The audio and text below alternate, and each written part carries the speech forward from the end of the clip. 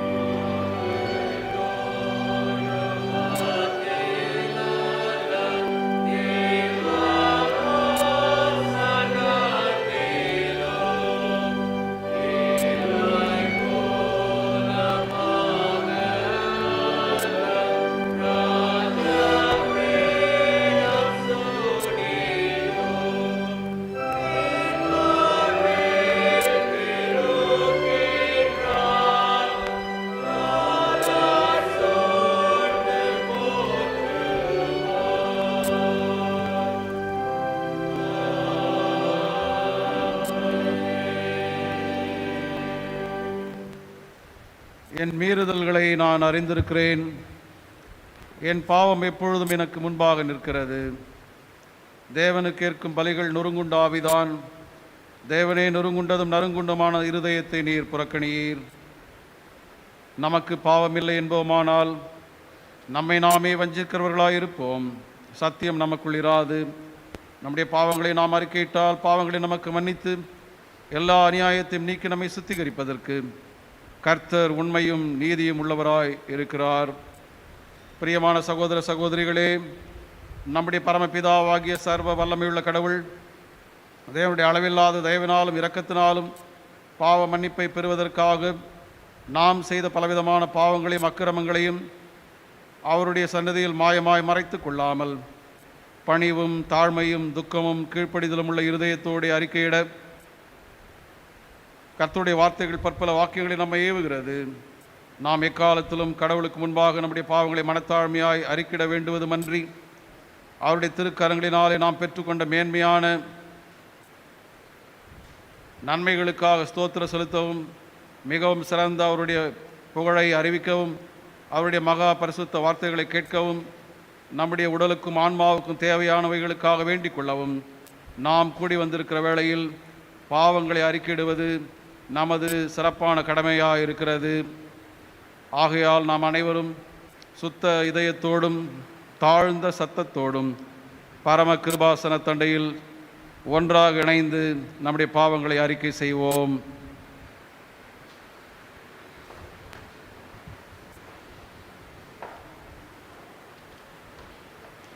சர்வ வல்லமையும் மிகுந்த இரக்கமுள்ள பிதாவே, தப்பிப்போன ஆடுகளைப் போல நாங்கள் உம்முடைய வழிகளை விட்டு வழுவி அலைந்து போனோம்.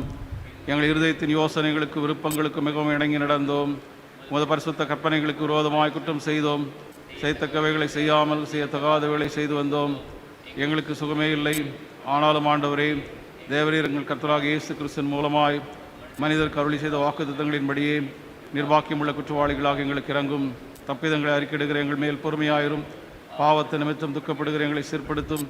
மிகவும் இரக்கமுள்ள பிதாவே, நம்முடைய பரிசுநாமத்திற்கு மகிமை உண்டாகும்படி நாங்கள் இனி தேவ பக்தியும் நீதியும் தெளிந்த புத்தி உள்ளவர்களாய் நடந்து வர இயேசு கிறிஸ்து நிமித்தம் எங்களுக்கு கிருபை செய்தருளும். நம்முடைய கர்த்தராகிய இயேசு கிறிஸ்துவின் பிதாவாயிருக்கிற சர்வ வல்லமையுள்ள கடவுள் பாவியின் மரணத்தை விரும்பாமல் அவர்தம் பாவத்தை விட்டு திரும்பி பிழைப்பதையே விரும்பி பாவத்தை நிமித்தம் துக்கப்படுகிற தமது மக்களுக்கு பாவ விமோசனத்தை மன்னிப்பையும் கூறி அறிவிக்க தம்முடைய பணிவிடைக்காரருக்கு அதிகாரத்தையும் கட்டளையும் அருளி செய்திருக்கிறார். மெய்யாய் மனம் திரும்பி தமது பரிசுத்த நற்செய்திக்கு உண்மையாய் விசுவாசிக்கிற யாவருக்கும் அவர் பாவங்களை மன்னித்து விமோசனம் செய்கிறார். ஆகையால் கடைசியில் அவருடைய நித்திய ஆனந்தத்திலே சேரத்தக்கதாய் இத்தருணத்தில் நாம் செய்கிறது அவருக்கு பிரியமாயிருக்கவும் இனி உயிரோடு இருக்கும் நாளெல்லாம் மாசில்லாமல் தூய்மையுள்ளவர்களாய் நடக்கவும் அவர் நமக்கு மெய்யான மனம் திரும்புதலையும் தம்முடைய தூய் ஆவியானவரின் அருளி செய்ய வேண்டும் என்று நம்முடைய கர்த்தராகிய இயேசு கிறிஸ்து மூலமாய் அவரை வேண்டிக் கொள்ள கடவோம். ஆமேன்.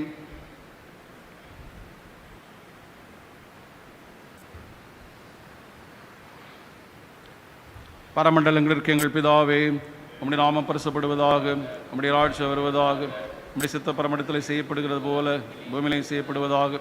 அனுள்ள பத்தை எங்களுக்கு இன்று தாரும். எங்களுக்கு விரோதமாக குற்றம் செய்வதற்கு நாங்கள் மன்னிக்கிறது போல எங்கள் குற்றங்களுக்கு மன்னியும். எங்களை சோதனைக்குள் பிரவேசிக்க பண்ணாமல் தீவென்று எங்களை ரட்சித்துக் கொள்ளும். ராஜ்யம் வல்லமையும் மகிமையும் என்னுடைய ஆமீன். ஆண்டவரே, எங்கள் உதடுகளை திறந்தருளும்.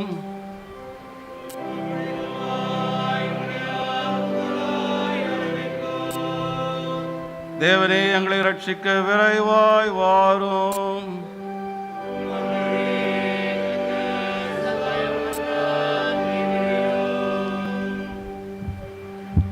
பிதாவுக்கும் குமாரனுக்கும் பரிசுத்த ஆவிக்கும் மகிமை உண்டாவதாக.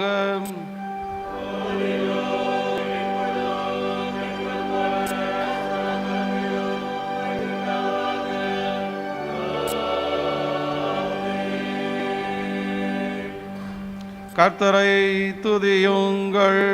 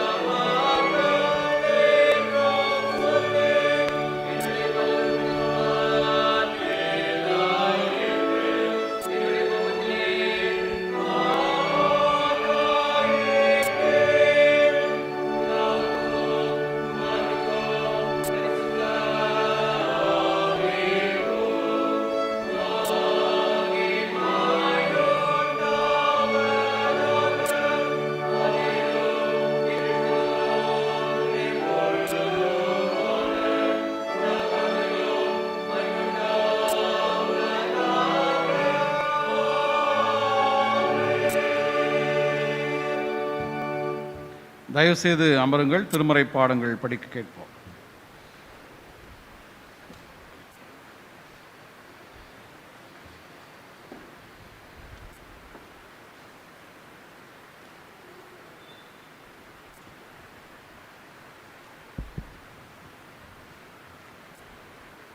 இன்று வாசிக்க தெரிந்து கொள்ளப்பட்ட முதல் வேத பாடம் யோசுவாவின் புத்தகம் 24ஆம் அதிகாரம் வசனம் 14 முதல் 22 வரை.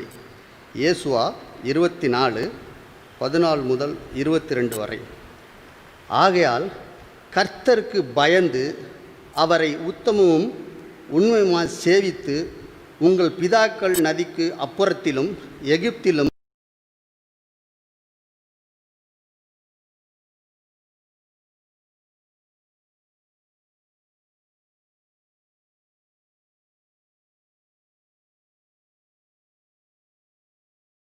உங்கள் பிதாக்கள் சேவித்த தேவர்களை சேவிப்பீர்களோ, நீங்கள் வாசம் பண்ணுகிற தேசத்தை குடிகளாகிய எமோரின் தேவர்களை சேவிப்பீர்களோ, நானும் என் வீட்டோரும் என்றால் கர்த்தரையே சேவிப்போம் என்றான். அப்பொழுது ஜனங்கள் பிரயுத்தமாக வேறு தேவர்களை சேவிக்கும்படி கர்த்தரை விட்டு விலகுகிற காரியம் எங்களுக்கு தூரமாக இருப்பதாக, நம்மையும் நம்முடைய பிதாக்களையும் அடிமைத்தன வீடாகிய எகிப்து தேசத்திலிருந்து புறப்பட பண்ணி நம்முடைய கண்களுக்கு முன்பாக பெரிய அடையாளங்களை செய்து நாம் நடந்த எல்லா வழிகளிலும் நாம் கடந்த வந்த எல்லா ஜனங்களும் உள்ள நம்மை காப்பாற்றினார் நம்முடைய தேவனாய கர்த்தர் தாமே. தேசத்திலேயே குடியிருந்த எமோரியர் முதலான சகல ஜனங்களையும் கர்த்தர் நமக்கு முன்பாக துரத்தினாரே. ஆகையால் நாங்களும் கர்த்தரை சேவிப்போம், அவரே நம்முடைய தேவன் என்றார்கள். யோசுவா ஜனங்களை நோக்கி, நீங்கள் கர்த்தரை சேவிக்க மாட்டீர்கள், அவர் பரிசுத்தமுள்ள தேவன், அவர் எரிச்சலுள்ள தேவன், உங்கள் மீறுதல்களையும் உங்கள் பாவங்களையும் மன்னியார். கர்த்தர் உங்களுக்கு நன்மை செய்திருக்க நீங்கள் கர்த்தரை விட்டு அந்நிய தேவர்களை சேவித்தால் அவர் திரும்பி உங்களுக்கு தீமை செய்து உங்களை நிர்மூலமாக்குவார் என்றான். ஜனங்கள் யோசுவாவை நோக்கி, அப்படியல்ல, நாங்கள் கர்த்தரையே சேவிப்போம் என்றார்கள். அப்பொழுது யோசுவா ஜனங்களை நோக்கி, கர்த்தரை சேவிக்கும்படி நீங்கள் அவரை தெரிந்து கொண்டதற்கு நீங்களே உங்களுக்கு சாட்சிகள் என்றான். அதற்கு அவர்கள், நாங்களோ சாட்சிகள் என்றார்கள். வாசிக்க வேண்டிய முதலாம் வேத பாடம் வாசித்தாயிற்று. கர்த்தருக்கு ஸ்தோத்திரம் உண்டாக. ஆமென்.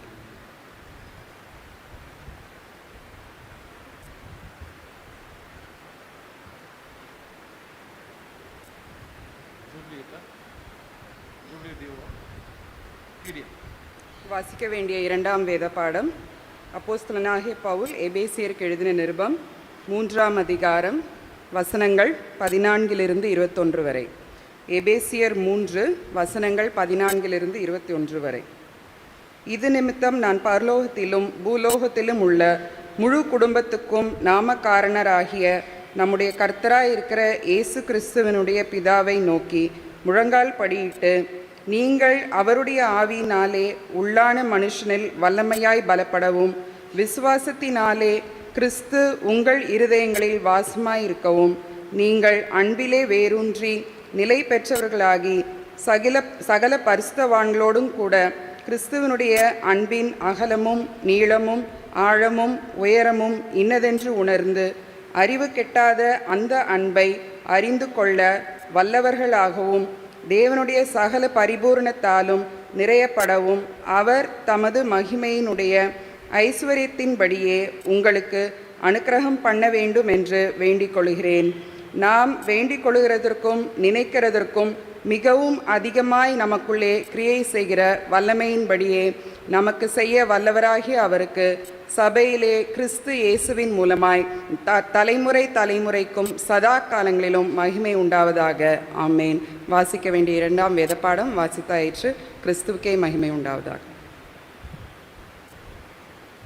பாடகர் குழுவினோடு இணைந்து டிடிஎன் லார்மஸ் பாடும்.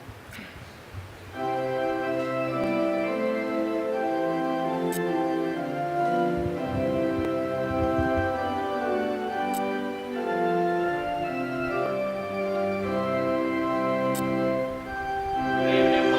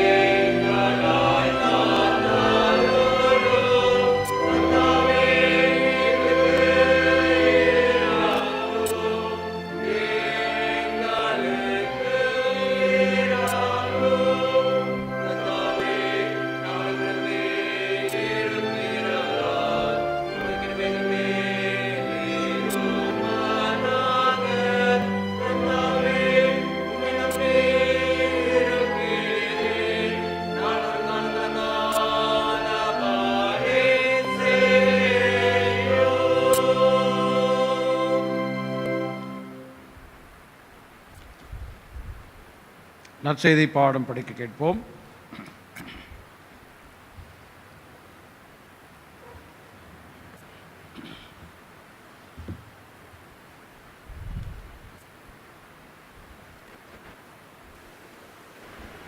இந்த நாளுக்கென்று தெரிந்து கொள்ளப்பட்ட சுவிசேஷ பகுதி மார்க்கின் சுவிசேஷம் 3ஆம் அதிகாரம் 31 முதல் 35 வசனங்கள் வரை.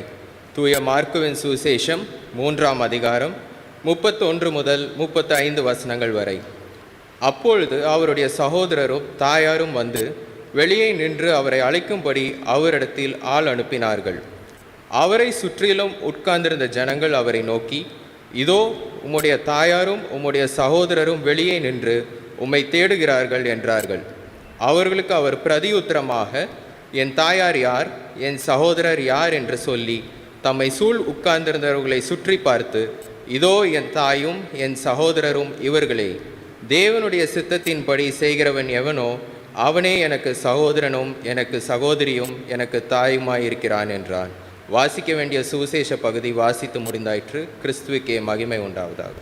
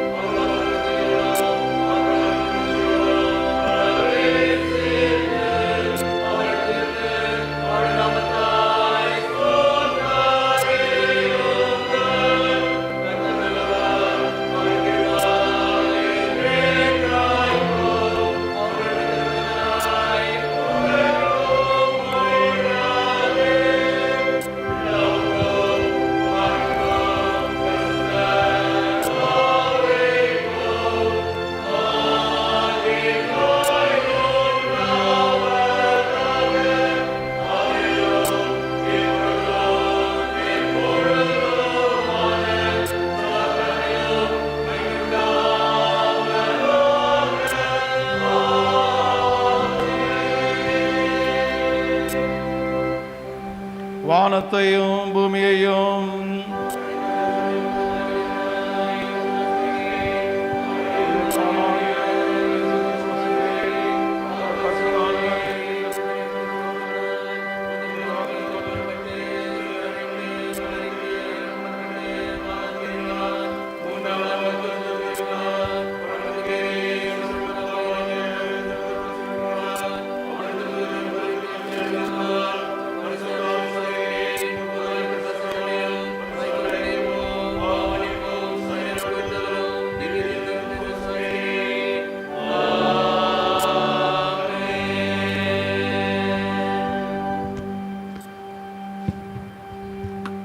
கர்த்தர் உங்களோடு இருப்பாராக.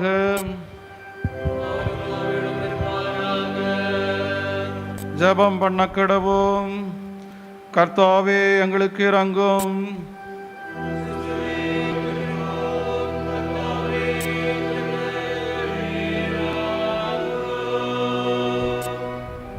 பரமண்டலங்கள் இருக்க எங்கள் பிதாவே,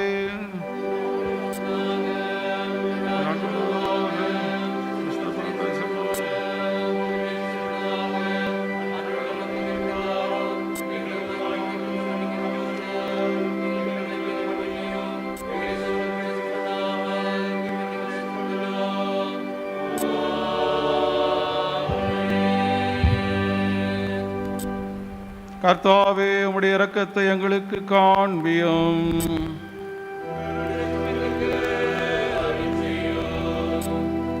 உம்முடைய பணிவிடைக்காரருக்கு நீதியை தெரிப்பியும்.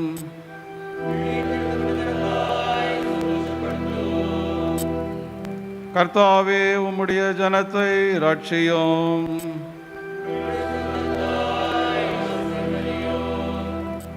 கர்த்தாவே எங்கள் காலத்தில் சமாதானத்தை கட்டளையிடும்.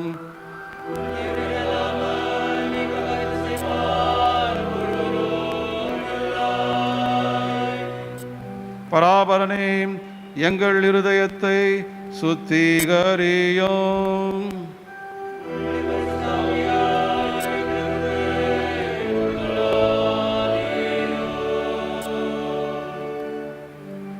பரிசுத்த யோவான் சுவிசேஷனுடைய திருநாளுக்கான சுருக்க ஜெபத்தை எடுப்போம். கிருபையுள்ள கர்த்தாவே, உம்முடைய உத்தம அப்போஸ்தலனும் சுவிசேஷனுமாகிய பரிசுத்த யோவானுடைய உபதேசத்தினால் உம்முடைய திருச்சபை பிரகாசம் அடைந்து உம்முடைய சத்தியமாகிய வெளிச்சத்தில் நடந்து முடிவிலே நித்திய ஜீவனாகிய வெளிச்சத்தில் சேரும்படி பிரகாசமான உம்முடைய ஜோதியின் கதிர்களை அதன் மேல் வீச வேண்டும் என்று எங்கள் ஆண்டவராகிய இயேசு கிறிஸ்துவின் மூலமாய் வேண்டிக் கொள்கிறோம். ஆமேன். கிறிஸ்து பிறப்பின் திருநாளுக்கு பின்வரும் ஞாயிறுக்கான சுருக்க ஜெபத்தை எடுப்போம்.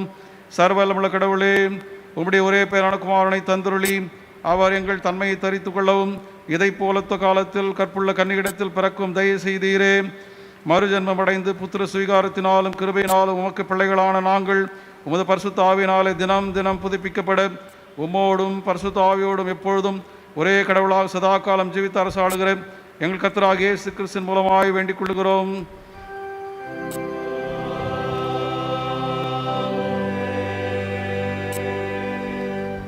சமாதானத்துக்கு காரணரும் ஏக சிந்தை விரும்பரும் ஆகிய கடவுளே, உமை அறிவதே நித்திய ஜீவன், உமை சேவிப்பதே மெய்சுயாதீனம். தேவரீரை தஞ்சமாக கொண்டிருக்கிற அடியாராகிய நாங்கள் எந்த விரோதிகளுடைய வல்லமைக்கு பயப்படாதிருக்கும்படியாக எங்கள் சத்துருக்கள் செய்கிற எல்லா பிரயத்தனங்களிலும் நின்று எங்கள் கர்த்தராகிய இயேசு கிறிஸ்து வல்லமையினால் எங்களை காப்பாற்றி அருளும்.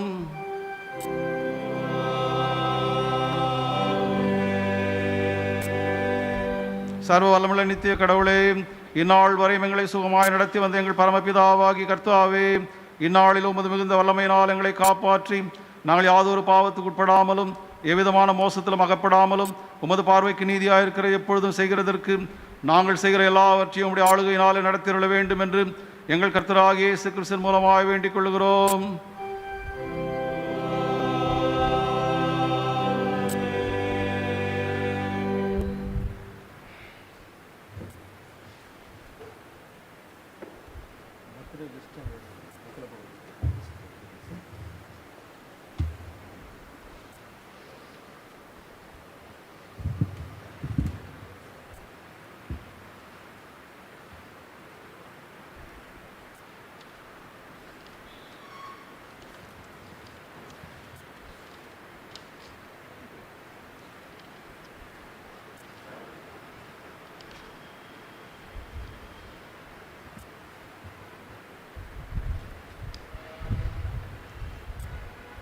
வருடத்தினுடைய இறுதியில் வருகிற ஞாயிறு குடும்ப ஞாயிறாக அனுசரிக்கப்படுகிறது. இன்றைக்கு குடும்ப ஞாயிறு. உங்கள் அனைவருக்கும் இயேசு கிறிஸ்து நாமத்தில் வாழ்த்துக்களை தெரிவித்துக் கொள்கிறேன்.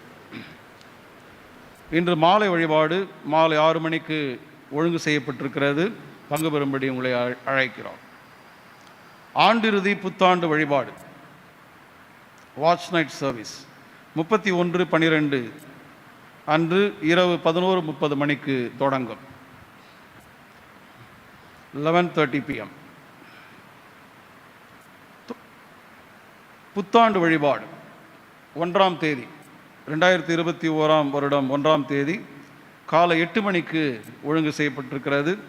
வழிபாடுகளுக்காக ஜெபம் செய்வோம். பங்கு பெறவும் உங்களை அன்போடு கூட அழைக்கிறோம். புத்தாண்டு நாட்காட்டி கேலண்டர்ஸ் பாரிஷ் ஹாலில் வழங்கப்படும். குடும்பத்துக்கு 1 வீதம் பெற்றுக்கொள்ளும்படி உங்களை அன்போடு கூட அழைக்கிறோம். ஏற்கனவே அறிவித்தபடி பழவேற்காடு குருசேகரம் குளத்துமேடு பக்கத்தில் இருக்கிற கிராமங்களில் கூரை சிதைந்து போன குடிசைகள் இருக்கிறது. இதற்காக நன்கொடைகளை நாம் கேட்டிருந்தோம்.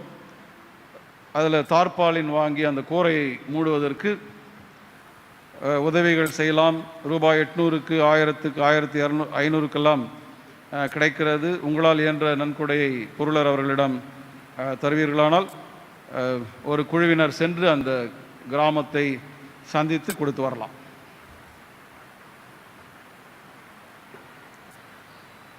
நம்முடைய திருச்சபையினுடைய மூத்த உறுப்பினர் திருமதி Rebecca Victor, wife of mister Victor நட்சன் அவர்கள் கடந்த 25ஆம் தேதி கிறிஸ்மஸ் அன்று இரவு கர்த்தருக்குள் நித்திரை அடைந்தார்கள். அவர்கள் இருதய பலவீனத்தினாலே மருத்துவமனையில் இருந்தார்கள். அவர்களுக்கு அறுவை சிகிச்சையும் செய்யப்பட்டது. டிஸ்சார்ஜ் ஆகி வீட்டுக்கு வந்த பிறகு கர்த்தர் அவர்களை அழைத்து கொண்டிருக்கிறார். அவரது உடல் 26ஆம் தேதி தூய தோமா கல்லறை தோட்டத்தில் நல்லடக்கம் செய்யப்பட்டது. ஜெபம் செய்வோம். நாம் யாவர் ஒரு நிமிடம் எழுந்து நின்று மௌன அஞ்சலி செலுத்தி இவர்களுக்காக ஜெபிப்போம்.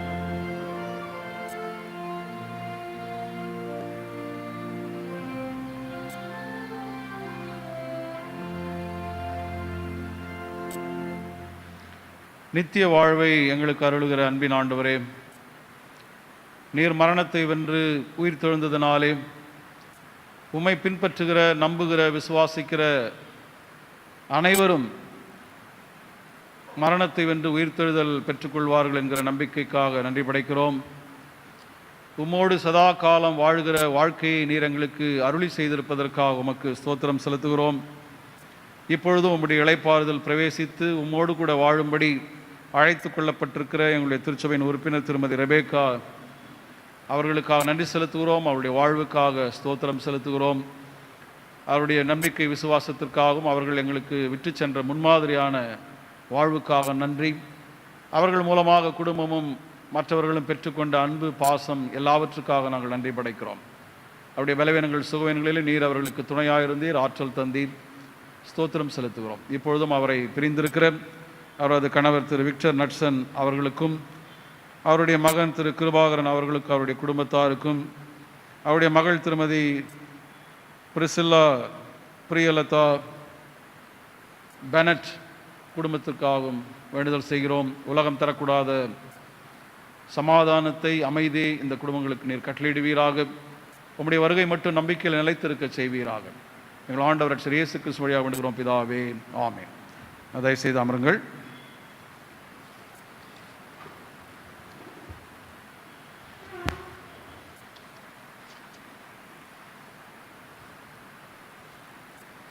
இந்த வாரத்தில் பிறந்தநாள் காணுபவர்கள் இன்று டிசம்பர் 27ஆம் தேதி mister E Samuel Selvamuthu, mister S Charles Praveen Kumar, Immanuel Rohit, Calvin Paul, C Sheldon Charles, R Christopher Rajesh Samraj, Mrs Crystal Sherin Divya, Mrs Evelyn Nisha, Mrs Mary Amalraj, Maria Jenita, Ketsiyal Felicia R Sheeba.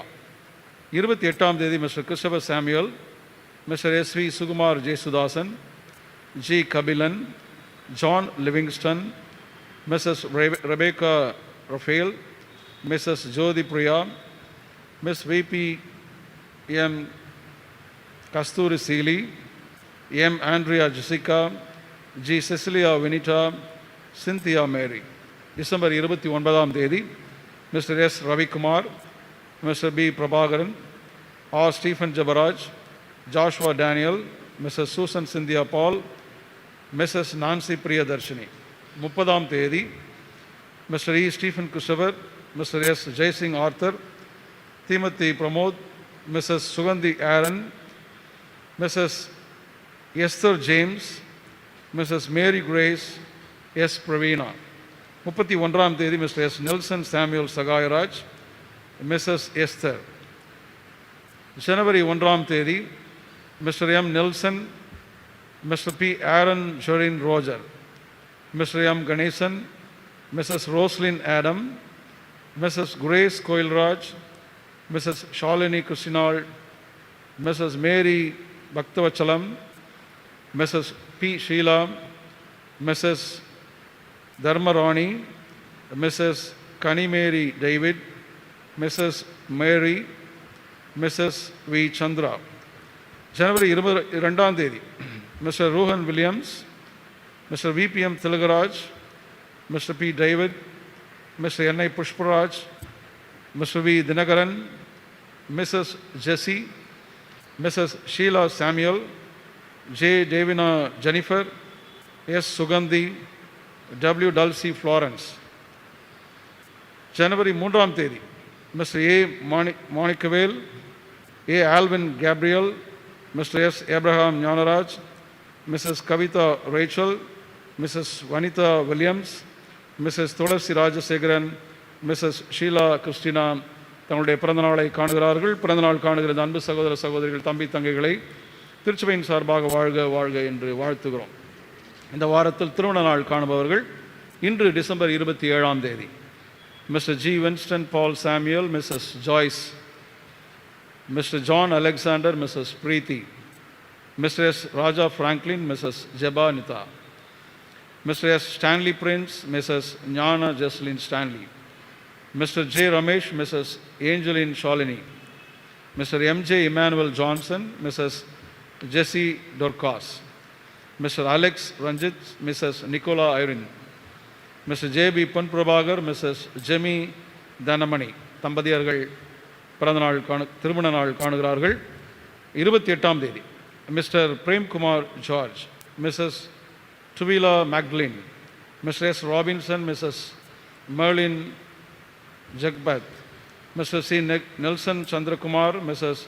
Ratnabai, Mr. J. Isaac, Mrs. Sharada தம்பதியர் திருமண நாளை காணுகிறார்கள். 29ஆம் தேதி Mr. J. Samuel Jaypal Singh, Mrs. Jessie, Mr. E.I.M. Bakkiyanathan, Mrs. Louis தம்பதியர் தங்களுடைய திருமண நாளை காணுகிறார்கள். 30ஆம் தேதி Mr. D. Christopher Samuel, Mrs. Sushila, Mr. Joseph Vinodhraj கோயில் பிள்ளை, Mrs. Anita, Mrs. and Mr. A. Jaypal தம்பதியர் தங்களுடைய திருமண நாளை காணுகிறார்கள். ஜனவரி 2ஆம் தேதி Mr. K. M. Sadanand, Mrs.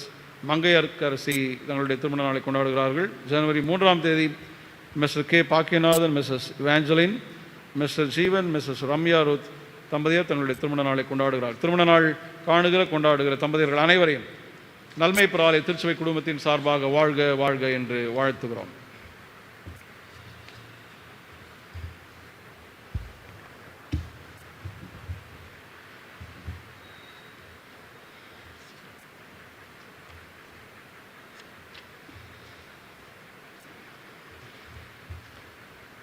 Third party மேரேஜினுடைய 3ஆம் அறிக்கை மட்டும்தான் நம்ம ஆலயத்தில் படிக்கிறோம். தென்னிந்திய திருச்சபை எண்ணூர் குருசேகரம் தூய பேதுரு ஆலய சபையினுடைய அங்கத்தினரான திரு கே. ஜான் சார்ல்ஸ், திருமதி மெட்டில்டா கருணா ஞானமணி அவர்களுடைய மகள் மிஸ் ஜே. அபிஷாக் தேவமணி என்பவருக்கும் தென்னிந்திய திருச்சபை திருச்சி தஞ்சை பேராயம், திருச்சி மலைக்கோட்டை குருசேகரம், CSI கிறிஸ்துநாதர் ஆலய சபையினுடைய உறுப்பினரான திரு டி. செல்வின், திருமதி செல்லாபாய் ஆட்லின் அவர்களுடைய மகன் மிஸ்டர் எஸ். ஆல்ஃபின் ஜெரால்ட் என்பவருக்கும் திருமணம் ஒழுங்கு செய்யப்பட்டிருக்கிறது.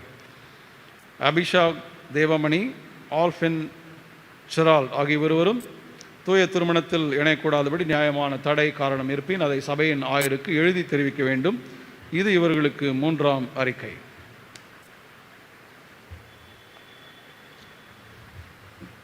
ஜெபிப்போம். அன்பின் நல்ல ஆண்டவரே,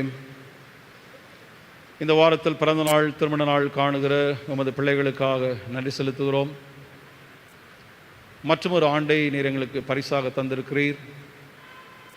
மேலும் புத்தாண்டுக்குள் கடந்து செல்லுகிற அனுபவங்களை தருகிறீர், அதற்காக ஸ்தோத்திரம். இந்த ஆண்டு முழுவதும் நீர்களுக்கு வழங்கின எல்லா நன்மைகளுக்காகவும் ஈவுகளுக்காகவும் நாங்கள் உள்ளத்தின் ஆழத்தில் நன்றி படைக்கிறோம்.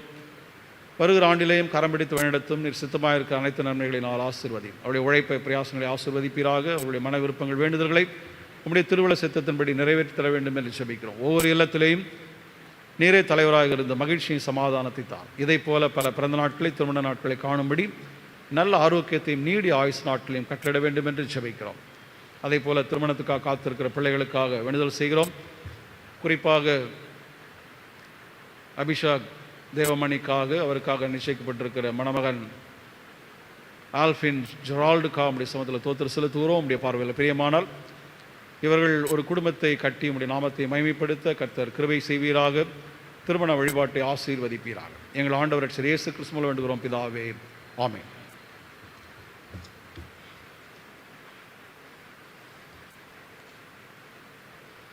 அறுபத்தி 2வது பாமாலையை நாம் பாடுவோம்.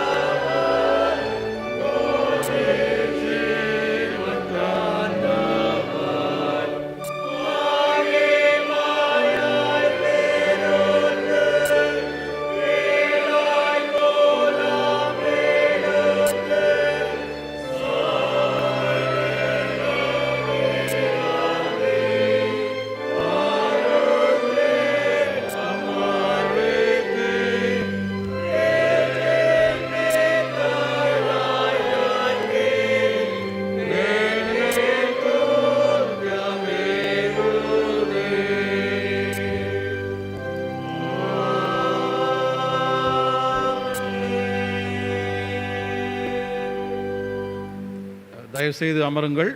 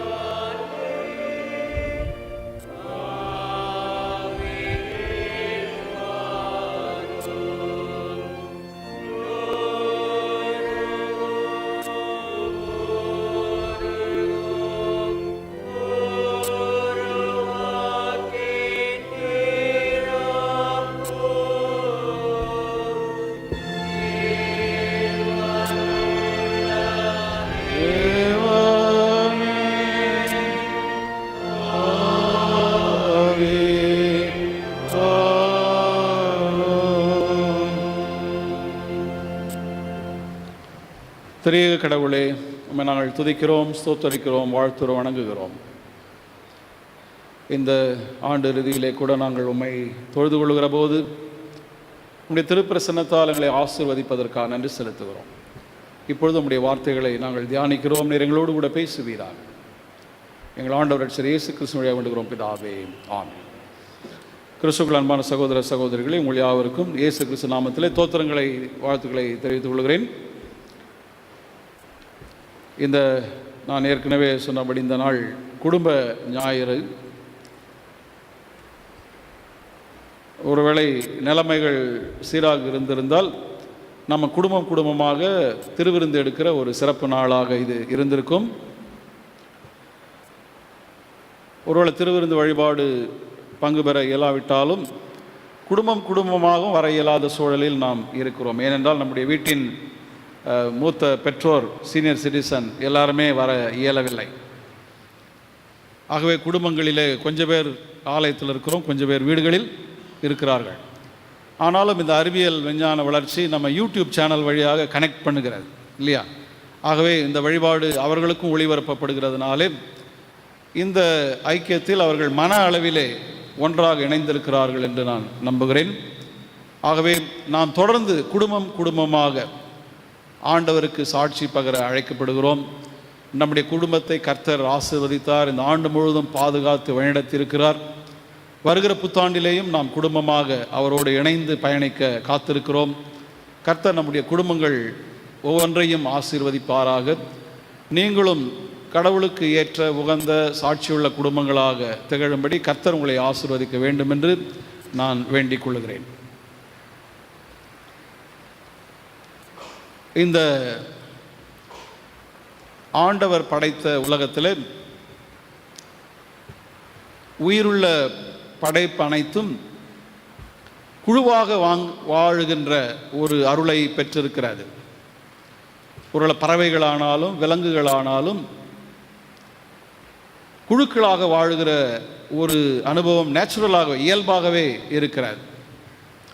தனிமையாக இருப்பதை பறவைகளோ விலங்குகளோ விரும்புவதில்லை. அவர்கள் கூட்டமாக பறக்கின்றன, கூட்டமாக வாழுகின்றன. அப்படி கூட்டமாக இருக்கிற போது அவைகளுக்கு பாதுகாப்பும் கிடைக்கிறது, உணவும் கிடைக்கிறது.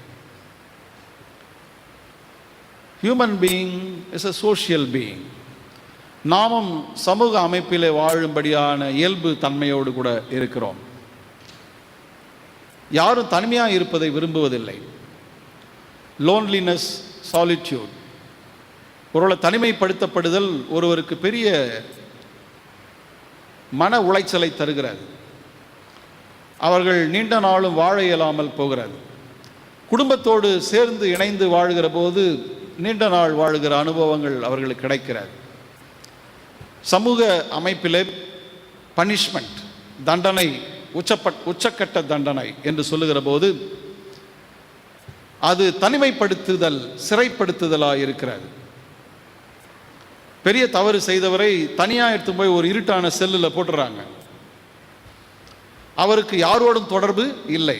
யாரோடும் தொடர்பு இல்லாமல் தனிமையாக விடப்படுகிறதே ஒருவருக்கு தண்டனையாக இருக்கிறார். தனிமைப்படுத்தப்படுதலை யாரும் விரும்புவதில்லை. எல்லாரும் குடும்பமாக இருக்கிறதையே விரும்புகிறோம். ஏனென்றால் கடவுள் அப்படிதான் நம்மை படைத்திருக்கிறார். இந்த குடும்ப உறவுகள் என்பது கடவுளுடைய அருளாய் இருக்கிறது. Family is a gift of God. கடவுள் இதை நமக்கு பரிசாக தந்திருக்கிறார், இந்த உறவிலே ஒன்றித்து வாழ்கிற அனுபவத்தை.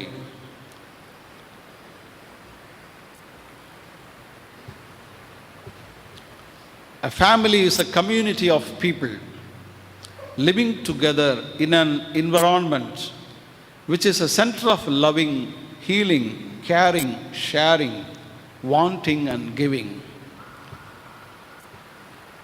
ஒன்று கூடி வாழ்கிற ஒரு அனுபவமாய் குடும்ப உறவு இருக்கிறது. இதில் அன்பு இருக்கிறது, குணம் இருக்கிறது, ஒருவரை ஒருவர் கவனித்துக் கொள்ளுகிற கரிசனை இருக்கிறது. இதில் நாம் பகிர்ந்து கொள்ளுகிறோம், கொடுக்கிறோம், பெற்றுக்கொள்ளுகிறோம். எல்லாமே இந்த குடும்ப உறவில் இருக்கிறது. கடவுள் கொடுக்கிற இந்த குடும்ப உறவில் வாழுகிற பிள்ளைகள் கடவுளுடைய பிள்ளைகளாக வளர்கிறார்கள். அப்படிப்பட்ட சூழல் அவர்களுக்கு கிடைக்கிறது. It is a nurturing place. இது நாம் பக்தியில், விசுவாசத்தில், நம்பிக்கையில் வளர்கிற ஒரு இடமாக இருக்கிறது. நம்முடைய திறன்களை வெளிக்காட்டுகிற, கண்டுபிடிக்கிற இடமாகவும் இது இருக்கிறது. where children discover their abilities. Grandparents, parents and children live together with true love. கிறிஸ்துவின் அன்பை போல ஒரு தியாக அன்பை நாம் குடும்பத்தில் பார்க்க முடியும். பெற்றோர் தங்களுக்கு இல்லை என்றாலும் பிள்ளைகளுக்கு எல்லாவற்றையும் கொடுத்து விடுகிறார்கள்.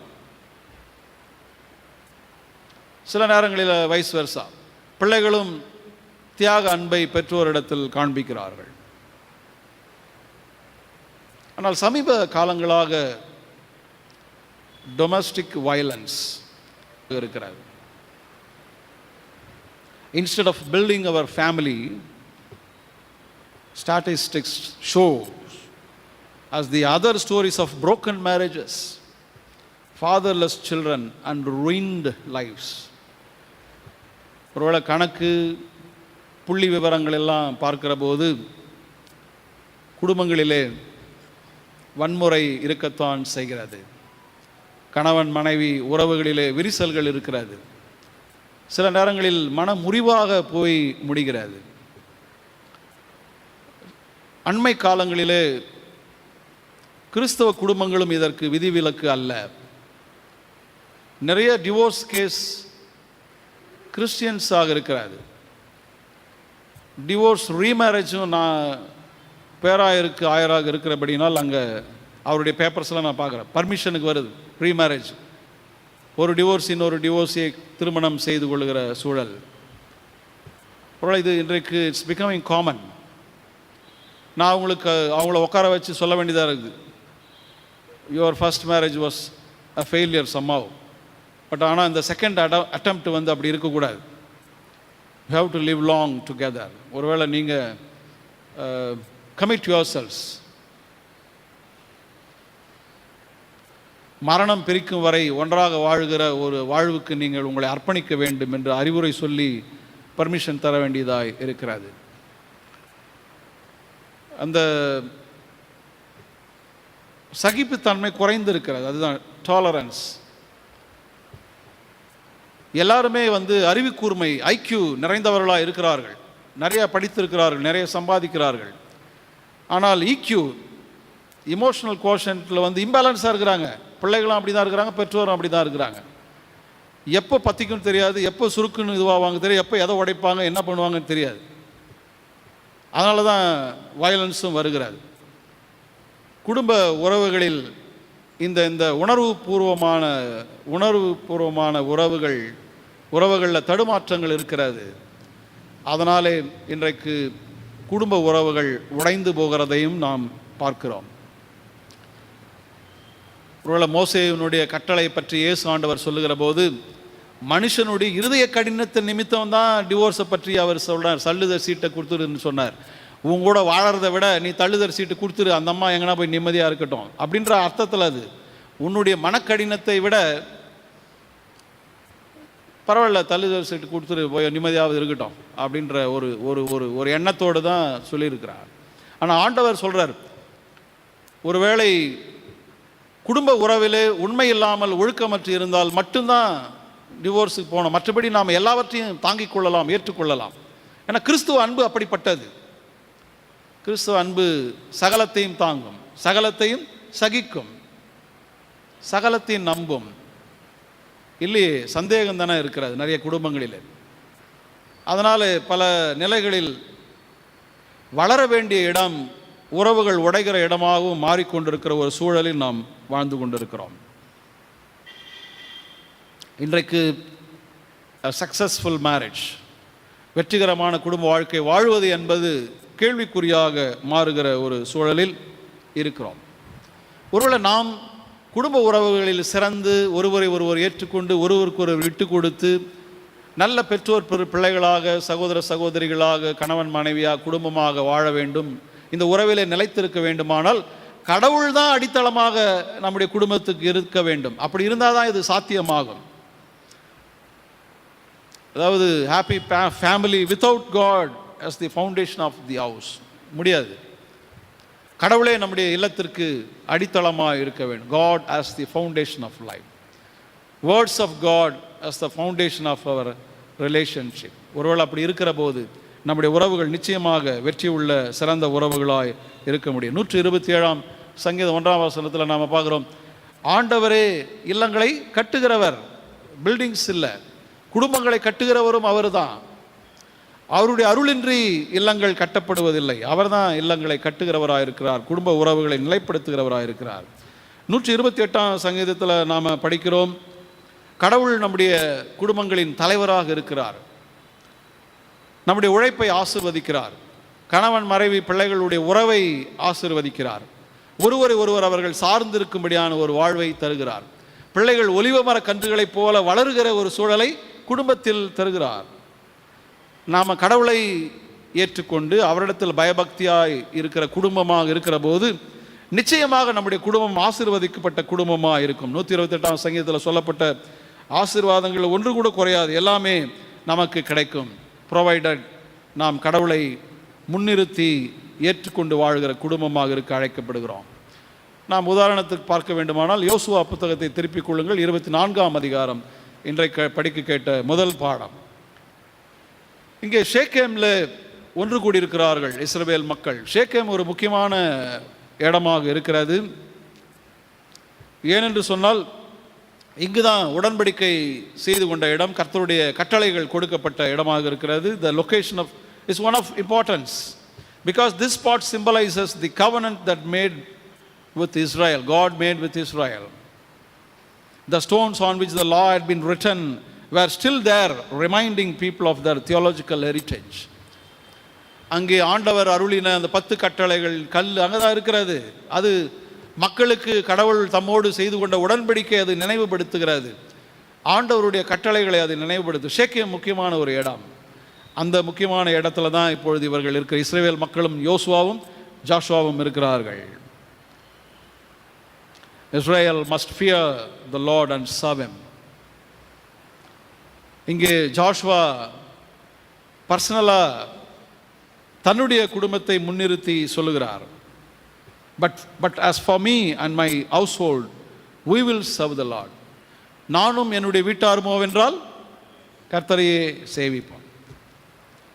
இப்போ நீங்கள் பழைய மொழிபெயர்ப்பு தானே எல்லாருக்கும் மனப்பாடமாக தெரியும் இல்லையா? எல்லாரும் சேர்ந்து அந்த வசனத்தை சொல்லாமா சத்தமா? நானும்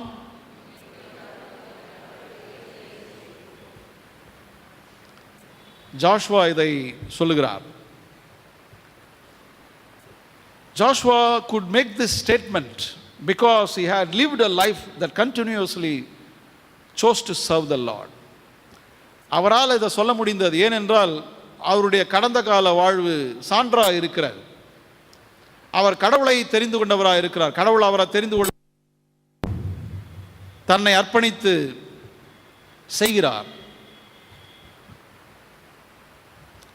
ஒருவேளை எந்த தன்னுடைய உயிரையும் பணயம் வைத்து அமலேக்கியர்களிடத்தில் போரிலே வெல்லுகிறார். பொன் கன்றுக்குட்டிக்கு அவர் he rejected the golden calf. பொன் கன்றுக்குட்டியில் போய் அவர் வணங்கவில்லை இஸ்ரவேல் மக்கள் தவறு செய்கிற போது. மோசஸினுடைய உதவியாளராக அவர் தெரிந்து கொள்ளப்பட்ட போது he chose a humble place to serve under Moses. Moses சொல்றதெல்லாம் செய்கிற மாதிரி ஒருவராக அவர் இணைந்து கொள்ளுகிறார்.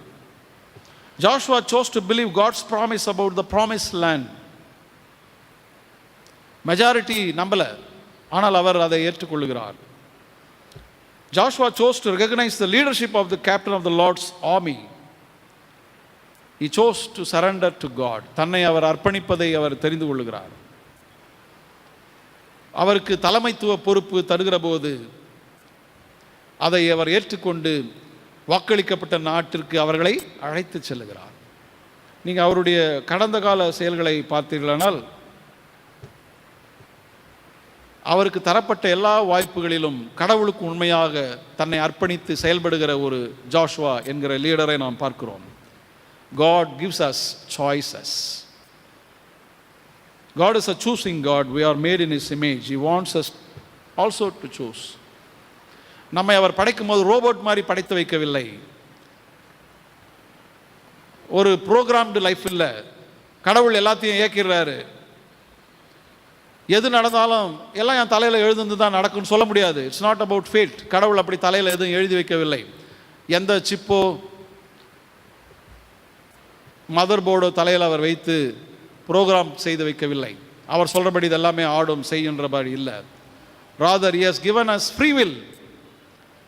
பகுத்தறிவை நமக்கு தந்திருக்கிறார். நல்லது எது கெட்டது எது என்பதை தெரிந்து கொள்ளுகிற உரிமையை நமக்கு அவர் தந்திருக்கிறார். அவர் படைக்கும் போதே நம்மை சுதந்திரமாக விடுதலையாக படைத்திருக்கிறார். எல்லாமே எனக்கு எதிரில் இருக்கிறது. நான் எதை வேண்டுமானாலும் தெரிந்து கொள்ளலாம். நன்மை செய்யவோ தீமை செய்யவோ தீர்மானம் செய்ய வேண்டியது என்னுடைய கரத்தில் இருக்கிற அந்த அறிவை ஆண்டவர் எனக்கு தந்திருக்கிறார். மனசாட்சியை தந்திருக்கிறார்.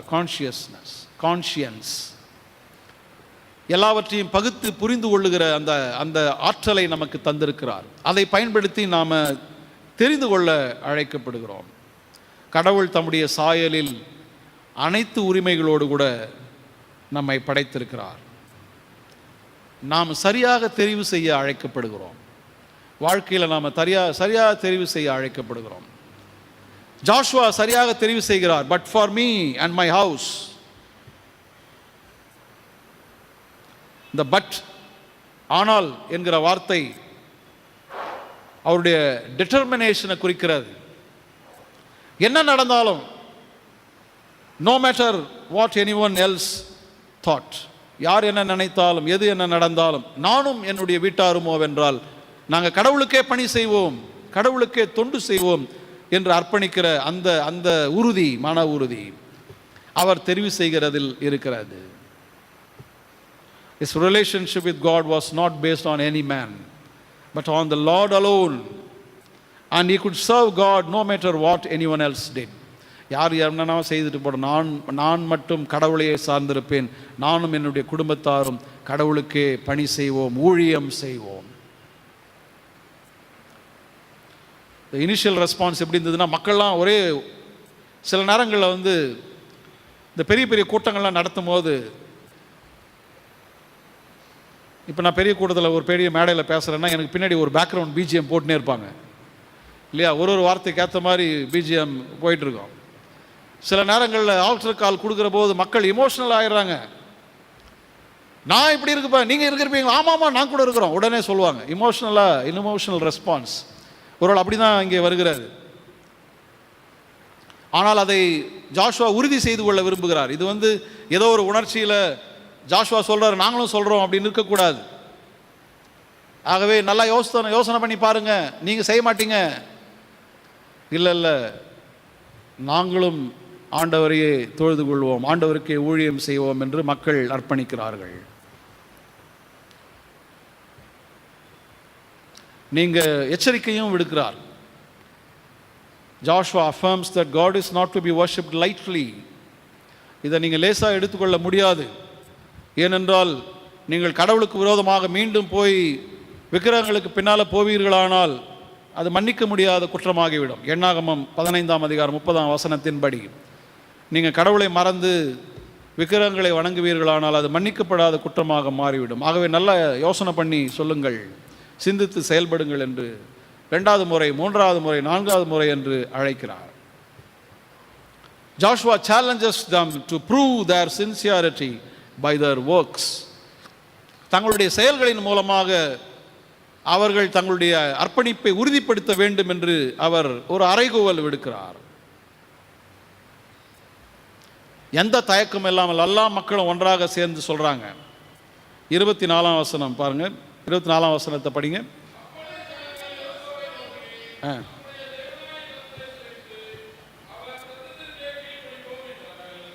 இதை எல்லாரும் சேர்ந்து படிக்கலாமா?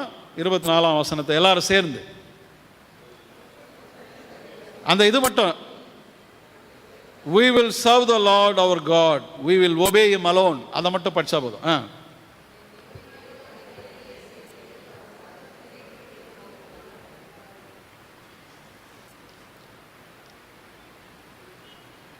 கடவுளுடைய சந்நிதியில் வாக்கு கொடுத்துருக்கிறீங்க இல்லையா?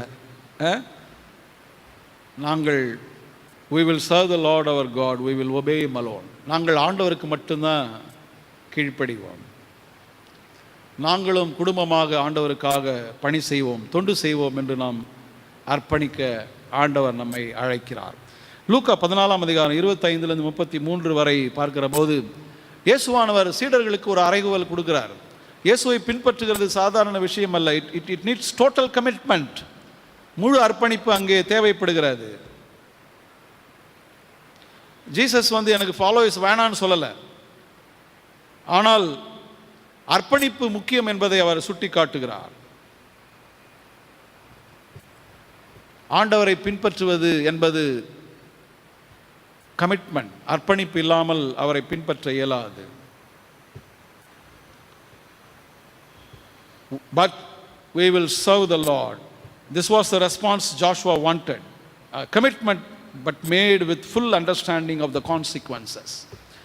எது நடந்தாலும் என்னென்ன நடக்கும் என்பதையெல்லாம் தெரிந்து கொண்டு அதற்கு பின்னால் குடும்பங்கள் எல்லாரும் சேர்ந்து அர்ப்பணிப்பது, அதை தான் அவர் ஜாஷுவா எதிர்பார்க்கிறார் மக்களிடத்தில். ஒருவேளை நீங்கள் மனம் மாறி போனால், வழி தவறி போனால், அவரை மறந்தால் என்ன நடக்கும்? இதெல்லாம் ஞாபகம் வைத்துக் கொள்ளுங்கள். அவைகளெல்லாம் புரிந்து கொண்டு ஆண்டவருக்கு அர்ப்பணியுங்கள், குடும்பமாக உங்களை அர்ப்பணியுங்கள். Every family has to make this decision in life. ஒவ்வொரு குடும்பமும் இந்த தீர்மானத்தை எடுக்க கடமைப்பட்டிருக்கிறோம். முழுவதுமாக ஆண்டவருக்கு அர்ப்பணித்து வாழ்வோம் என்கிற ஒரு தீர்மானத்தை ஒவ்வொரு குடும்பமும் நாம் ஏற்க அழைக்கப்படுகிறோம்.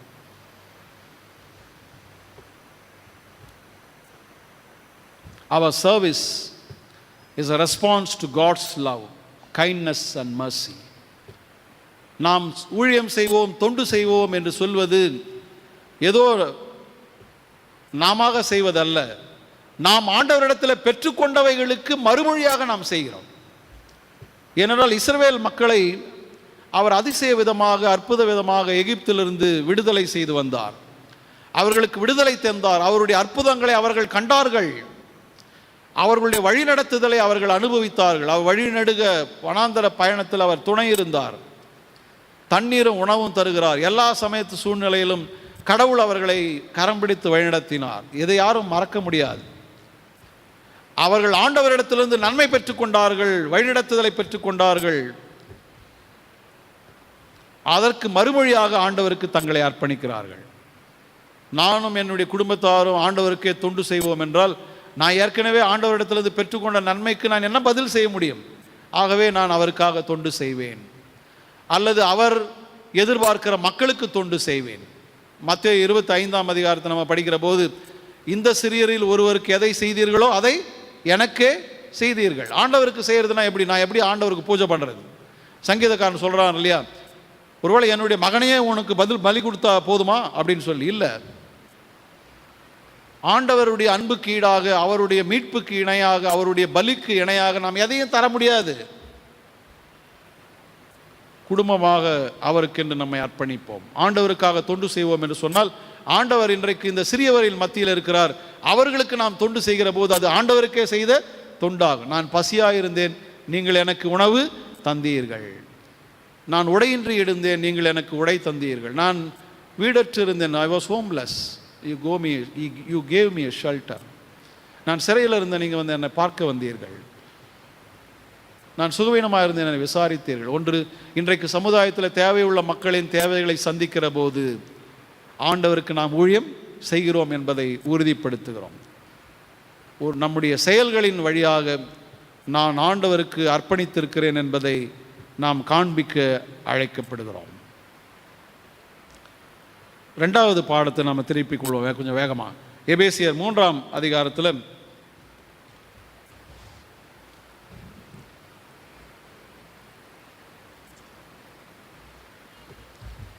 குடும்பங்களிலே கிறிஸ்தவ அன்பு இருக்க வேண்டும் என்று பவுலடிகளார் அழைக்கிறார்.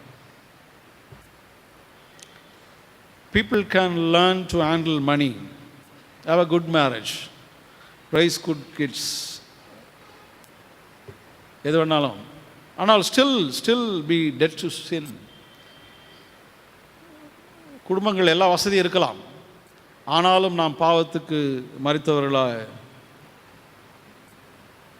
இருப்போம். நாம் ஆண்டவரை நோக்கி பார்க்க பவுல் அடிகளார் நம்மை அழைக்கிறார்.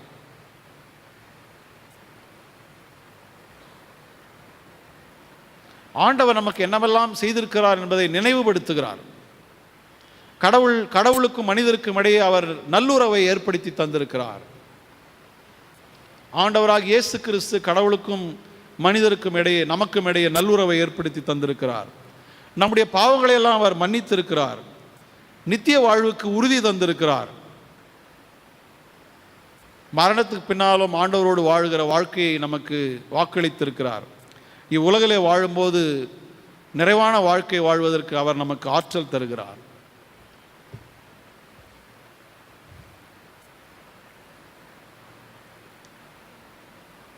இவைகள் எல்லாம் ஆண்டவரிடத்திலிருந்தே நமக்கு வருகின்றன. பல உலக பிரகாரமான பொருள்களை நாம் பெற்றுக்கொள்ளலாம், ஆனால் இந்த அருளின் வாழ்வை ஆண்டவரை நமக்கு தருகிறார். பரிசுத்த ஆவியானவர் நாம் தூய்மையாக வாழ்வதற்கு துணை செய்கிறார். 17ஆம் வசனத்தில் நாம் பார்க்கிற போது பரிசுத்த ஆவியார் படிங்க.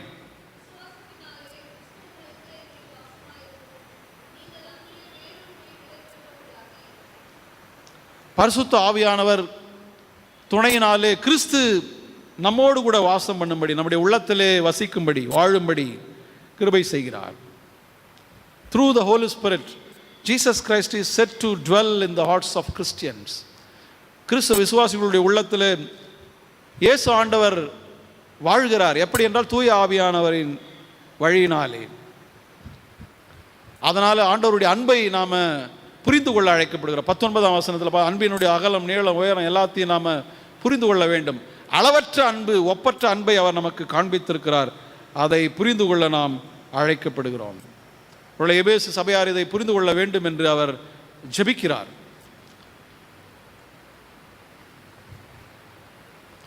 ஆண்டவர் நமக்கு ஆற்றல் வழங்குகிறார். இதை புரிந்து கொள்வதற்கு நமக்கு கிருபை தருகிறார்.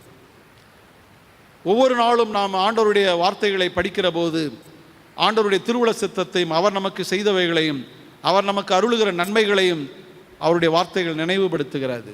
நம்முடைய பொறுப்பையும் அது நினைவுபடுத்துகிறது. நாம் எப்படி பொறுப்புள்ளவர்களாக ஆண்டவருக்கு திருப்பணி செய்ய முடியும் என்பதையும் அது நினைவுபடுத்துகிறது. ஆகவே குடும்பமாக கடவுளுடைய அன்பை மறவாமல் அவருடைய வார்த்தைகளை படித்து தியானித்து அவருடைய வழியில் நடக்க நாம் அழைக்கப்படுகிறோம்.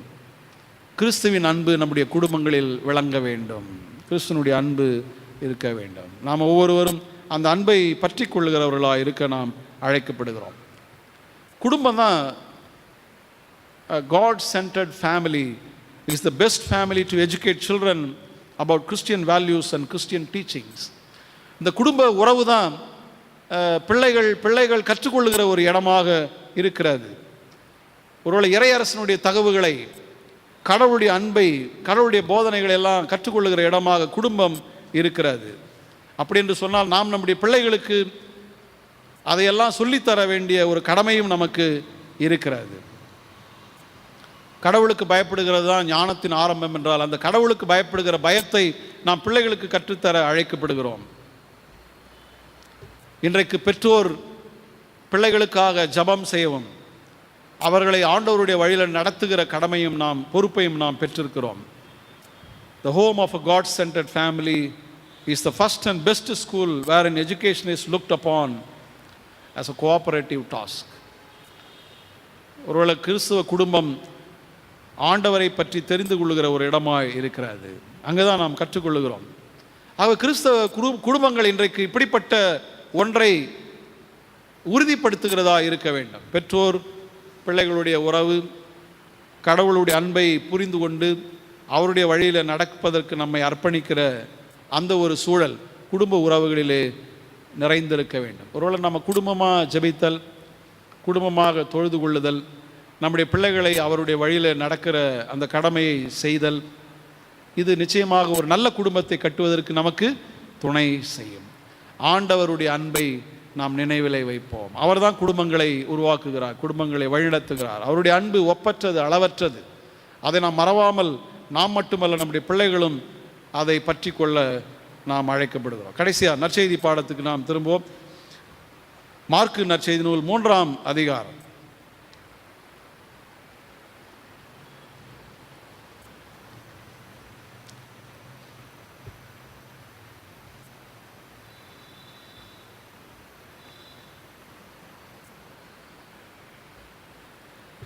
இங்கே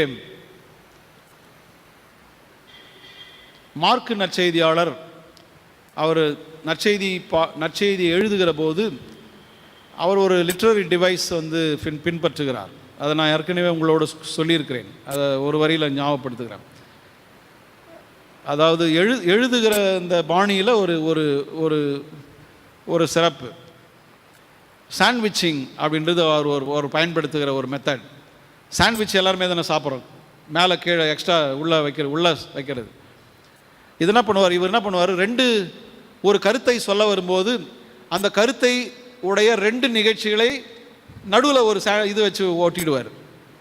அது தொடர்ந்து நடைபெறுகிற நிகழ்ச்சியாக இருக்காது, வேறு ஒரு நாளில் நடந்ததாக கூட இருக்கும். ஆனால் அவர் என்ன பண்ணிவிடுவார்னா அதை சாண்ட்விச் பண்ணி கொடுப்பார். அப்படி படிக்கிற போது அப்படி தான் இங்கேயும் செய்கிறார்.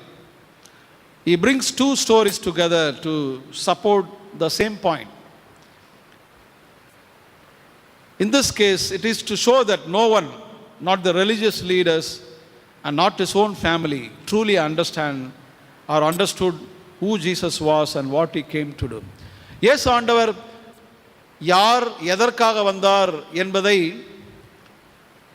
சமய தலைவர்களும் சரியாக புரிந்து கொள்ளவில்லை, அவருடைய குடும்பத்தாரும் புரிந்து கொள்ளவில்லை. இந்த கருத்து தான் அவர் இந்த 2 ஸ்டோரியில் சாண்ட்விச் பண்ணி கொடுக்குறார். Even Jesus had family problems. ஐயோ எங்கள் குடும்பத்தில் தான் பிரச்சனை வருதுன்னு நினைக்காதீங்க. இயேசுவானவர் குடும்பத்தில் கூட பிரச்சனை இருந்திருக்குது பாருங்கள். 3ஆம் அதிகாரம் 20ஆம் வசனம் 21ஆம் வசனத்தை படிக்க வேணாம், பாருங்கள். அவங்க என்ன நினைக்கிறாங்க, குடும்ப உறுப்பினர்கள் நடக்கிறதெல்லாம் கேள்விப்பட்டு Jesus is out of mind, is crazy அப்படின்னு நினைக்கிறாங்க. அவனுக்கு எதுவும் ஆகிப்போச்சு, நம்ம பையனுக்கு சாப்பிட கூட சாப்பிடாம என்ன பண்ணினுக்கிறான், இவனை நம்பி கூட்டமாக மக்கள் வராங்க, இவன் போய் என்னவோ சொல்லி கொடுத்துனுக்கிறான், என்ன பண்ணுறான்னு தெரியல.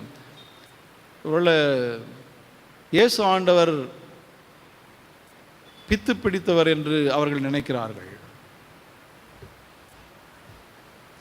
எங்கு போனாலும் திரளான கூட்டம் இயேசு ஆண்டவரை சுற்றி இருக்கிறது. இங்கே இந்த குறிப்பிட்ட சூழலில் பார்த்தீங்களா, இயேசு ஆண்டவருக்கும் சீடர்களுக்கும் சாப்பிட்றது கூட முடியவில்லை. they could not even eat. ஏன்னா திரளான மக்கள் கூட்டம். இந்த ஒரு சூழலில் ஒருத்தர் ஒரு மெசேஜ் சொல்லப்படுகிறது. உங்களுடைய தாயாரும் சகோதரர்களும் எல்லாரும் என்ன பண்ணுறாங்க, உங்களுக்காக வெயிட் பண்ணுறாங்க. ஒருவேளை சாப்பாடு கூட்டும் போகிறதுக்கு வெயிட் பண்ணுறாங்களோ, இல்லை இந்த கூட்டத்திலேருந்து தப்பித்து கூட்டும் போகிறதுக்கு வெயிட் பண்ணுறாங்களோ, அவர்கள் காத்திருக்கிறார்கள்.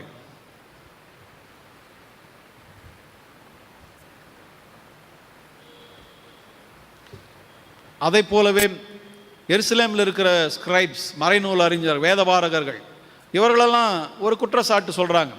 இவர் பிசாசுகளின் தலைவனை கொண்டு தான் எல்லாவற்றையும் செய்கிறார். அதாவது வீட்டில் குடும்பத்தில் இருக்கிறவங்களும் இவனுக்கு ஏதோ ஆயிப்போச்சுன்னு சொல்கிறாங்க. சமய தலைவர்கள் என்ன சொல்கிறாங்க, இது கடவுளுடைய அருளை கொண்டு இவர் செய்யவில்லை, வேற ஏதோ ஒரு சக்தியை வச்சு செய்கிறாரு என்று சொல்லுகிறார்கள். ஆனால் ஆகவே தான் ஆண்டவர் பதில் சொல்ல, சாத்தானை எப்படி சாத்தானை விட்டு விரட்ட முடியும், அது சரி கிடையாது, இது கடவுளுடைய அருளை கொண்டு தான் செய்ய முடியும் என்று ஆண்டவர் உறுதிப்படுத்துகிறார். திரும்பி 31ஆம் வசனத்தில் நாம் பார்க்கிற போது, அதாவது 20-21 அந்த இது நடுவில் சமய தலைவர்களை பற்றி சாண்ட்விச் வருது. 31ஆம் வசனத்தில் மீண்டும் அவங்க குடும்பத்தை பற்றி மார்க் நற்செய்தியாளர் எழுதுகிறார்.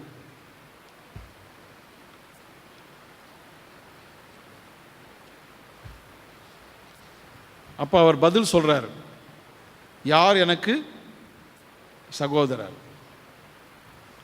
யார் எனக்கு தாயார்?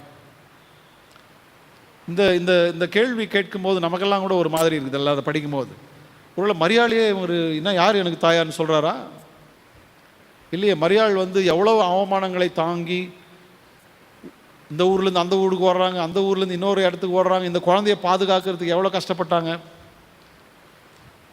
யோசேப்பு மரியாளும் எவ்வளவெல்லாம் இயேசு ஆண்டவரை வளர்ப்பதற்கு பாடுபட்டிருக்கிறார்கள். அதை அவர் ரிஜெக்ட் பண்ணிட்டாரா என்றால் இல்லை. அவர் தன்னுடைய பெற்றோரின் அன்பை, அவர்களுடைய செயல்களை எல்லாம் மறுக்கவில்லை.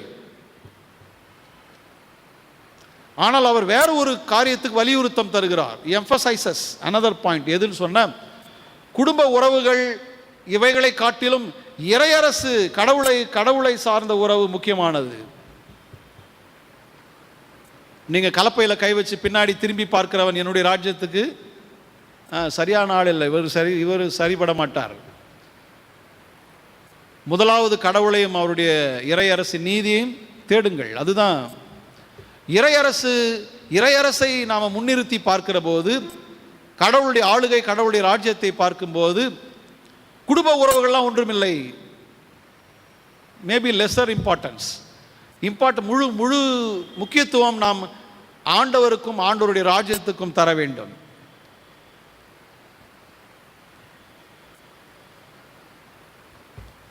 அது அந்த ஒரு நிலைமையில தான் நாம் இதை புரிந்து கொள்ள அழைக்கப்படுகிறோம். மத்தேயு 19ஆம் அதிகாரத்தில் 27 29 வசனங்களை பார்க்கிற போது பேதுரு ஒரு கேள்வி கேட்கிறார். நாங்கள் எல்லாத்தையும் விட்டுட்டு வந்துட்டோமே, நாங்கள் எல்லாவற்றையும் விட்டு வந்து விட்டோமே என்று சொல்லுகிறார். அப்பொழுது ஆண்டவர் சொல்றாரு, ஒருவேளை நீங்கள் எல்லாவற்றையும் விட்டு வந்தாலும் உங்களுக்குரிய பலன் கிடைக்கும் என்று வாக்கு தருகிறார். எல்லாவற்றையும் விட்டு பின்பற்றினவர்களுக்கு ஒரு சிறந்ததொரு வாக்கு தத்தத்தை தருகிறார். ஒரு இறையரசை நாம் முன்னிறுத்தி, குடும்ப உறவுகளை காட்டிலும் இந்த இறையரசனுடைய உறவு பெரிதாக இருக்கிறது. அதை நாம் பின்பற்றி செல்ல ஆண்டவர் நம்மை அழைக்கிறார். அப்போ என்ன சொல்றாருன்னா, இதோ என் தாயும் என் சகோதரர்களும். இவர்கள் யாருன்னா ஆண்டவருடைய வார்த்தையை கேட்டுக்கொண்டிருக்கிறவர்கள். கடவுளின் திருவுளத்தை நிறைவேற்றுபவரே என் சகோதரியும் தாயும் இருக்கிறார்கள். கடவுளுடைய சித்தத்தை புரிந்து கொண்டு அதை செய்கிறவர்களே தான் சகோதரருமாய் இருக்கிறார்கள். உண்மையான குடும்பம் என்பது என்ன? இப்போ ஆண்டவர் ஒரு புது விளக்கம் தருகிறார். Jesus redefines a family. உண்மையான குடும்பம் என்பது என்ன என்று சொன்னால், கடவுளுடைய சித்தத்தை செய்கிறவர்கள் தான் உண்மையான குடும்பத்தார். யார் கடவுளுடைய சித்தத்தை புரிந்து கொண்டு அதை செயல்படுத்துகிறார்களோ அவர்கள் தான் பெற்றோர், பிள்ளைகள், சகோதர சகோதரிகள். கிறிஸ்துக்குள் அன்பானவர்களே, நாம் கடவுளுடைய சித்தத்தை புரிந்து கொண்டு செயல்படுகிற குடும்பமாய் இருக்கிறோமா? இதுவரை இந்த கேள்வியை நாம் எழுப்பி அதற்கு பதிலளிக்க அழைக்கப்படுகிறோம். நாம் கடவுளுடைய சித்தத்தை புரிந்து கொண்டு கடவுளுடைய விருப்பத்திற்கு ஏற்ப செயல்படுகிற குடும்பமாக இருக்க அழைக்கப்படுகிறோம். அப்போ நாம் வார்த்தைகளினால் மட்டுமல்ல, செயல்களினாலும் அவைகளை வெளிப்படுத்த கடமைப்பட்டவர்களாக இருக்கிறோம். அப்போ இந்த ஃபேமிலி இது ஒரு சின்ன நியூக்ளியர் ஃபேமிலி அல்ல, இட்ஸ் an extended ஃபேமிலி. இது எல்லாரையும் உள்ளடக்குகிறது.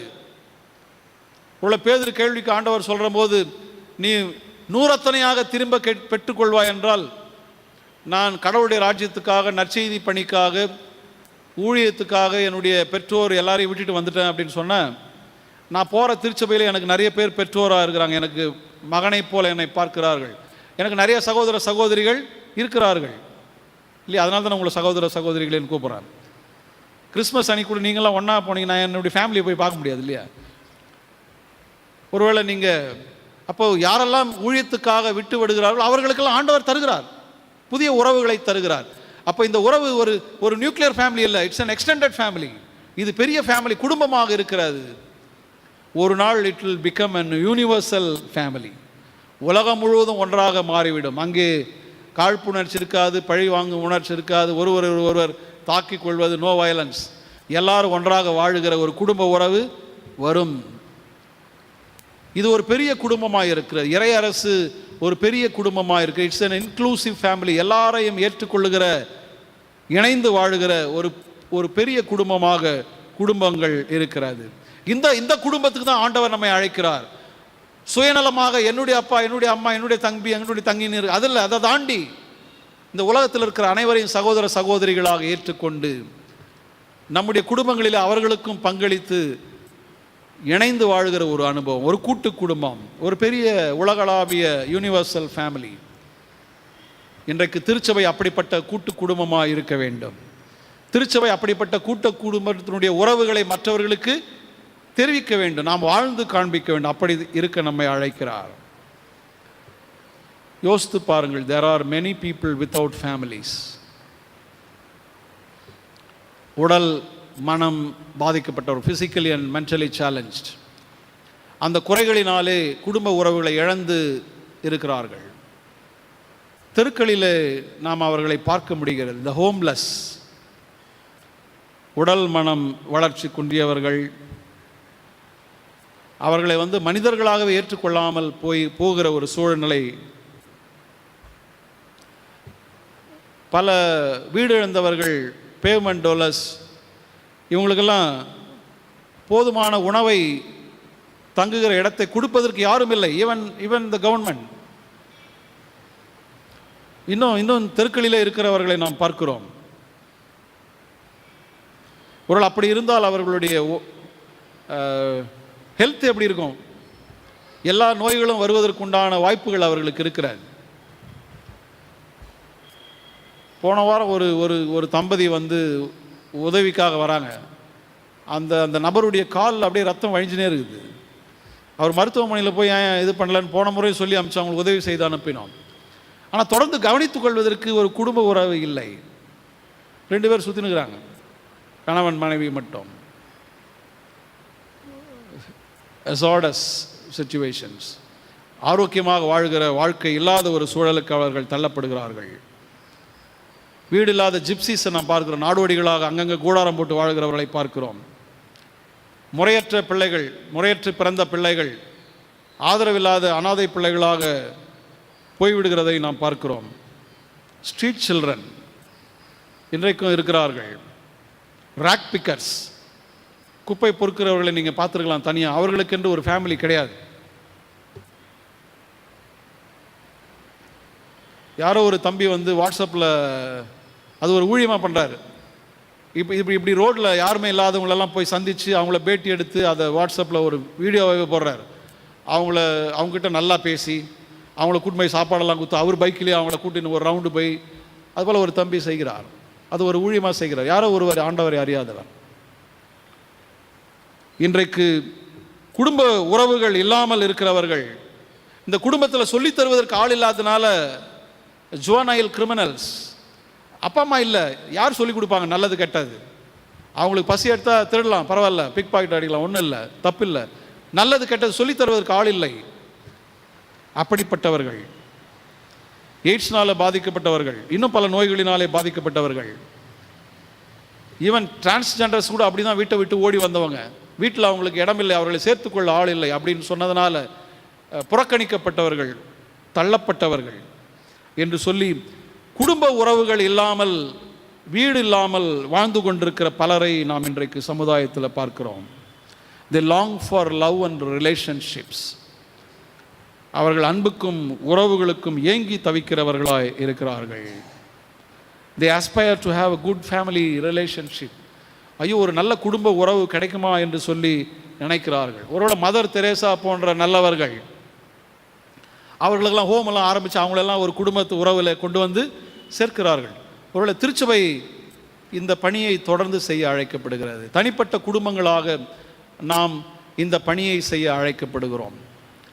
குடும்ப உறவுகள் இல்லாதவர்களை இந்த எக்ஸ்டெண்டட் ஃபேமிலியில் உள்ளே இணைத்து கொண்டு குடும்ப உறவின் அன்பை அவர்களும் பகிர்ந்து கொள்ளும்படியாக அவர்களுக்கும் வாழ்வை ஏற்படுத்தி தருகிற ஊழியத்தை செய்ய நாம் அழைக்கப்படுகிறோம். குடும்பங்களை இழந்தவர்களும் குடும்ப உறவை பெற்றுக்கொள்ளும்படி அவர்களை ஒரு குடும்பமாக அமைக்கிற ஊழியத்தை செய்யவும் நாம் அழைக்கப்படுகிறோம். திருச்சபையாக கிறிஸ்துக்கள் அன்பானவர்களை, கடவுள் நமக்கு நல்ல குடும்ப உறவுகளை தந்திருக்கிறார். அதை நாம் புரிந்து கொள்வோம். பெற்றோர் பிள்ளைகளுடைய அன்பை புரிந்து கொள்ளுங்கள். பிள்ளைகளுடைய அன்பை பெற்றோர் புரிந்து கொள்ளுங்கள். சந்தேகமும் பிரச்சனைகளும் தேவையில்லை. ஒருவரை ஒருவர் புரிந்து கொண்டு ஒரு நல்ல குடும்ப வாழ்க்கை வாழ்வோம். ஆண்டவருக்கு நம்மை அர்ப்பணிப்போம். ஆண்டவருடைய சித்தம் எது என்பதை புரிந்து கொள்வோம். ஆண்டவருடைய சித்தம் ஒரு வாரத்தில் சொல்லணும்னா இதுதான். இந்த சமுதாயத்தில் தேவையுள்ள ஒவ்வொருவருக்கும் எதை செய்கிறீர்களோ அதை ஆண்டவருக்கே செய்கிறது. அந்த பணியை செய்ய நாம் அழைக்கப்படுகிறோம். அதுவே ஆண்டவருடைய சித்தமாக இருக்கிறது. நம்மை போல மற்றவர்களை அன்பு செலுத்துதல், அதுதான் ஆண்டவர் நம்மிடத்தில் கொடுத்திருக்கிற கட்டளை, எதிர்பார்க்கிற ஒன்றாக இருக்கிறது. அப்படிப்பட்ட ஒரு அன்பை நாம் வெளிப்படுத்துகிற போது இந்த உலகத்தில் குடும்பமே இல்லைன்னு சொல்கிறவங்களும் குடும்பத்தை பெற்றுக்கொள்வார்கள். நாம் எல்லாரும் ஒரு குடும்பமாக ஒன்றாக இணையும் நாள் வெகு தொலைவில் இல்லை. உள்ள விசுவாசிகளாக அப்படிப்பட்ட நாளுக்காக ஜெபிக்கவும் நாம் முயற்சிகள் மேற்கொள்ளவும் அழைக்கப்படுகிறோம். கடவுள் தாமே நம்முடைய குடும்பங்களிலே நமக்கு தலைவராக இருந்து நம்மை சாட்சியாக வழிநடத்துவாராக. ஆமென்.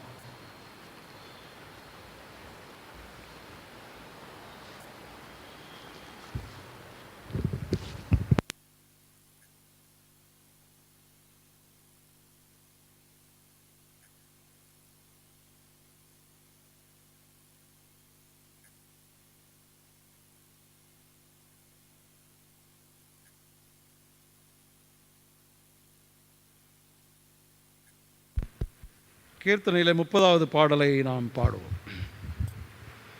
நீங்கள் உங்கள் காணிக்கைகளை நீங்கள் போகும்போது காணிக்கை பெட்டியில் செலுத்தும்படி உங்கள் அன்போடு கூட கேட்டுக்கொள்கிறேன்.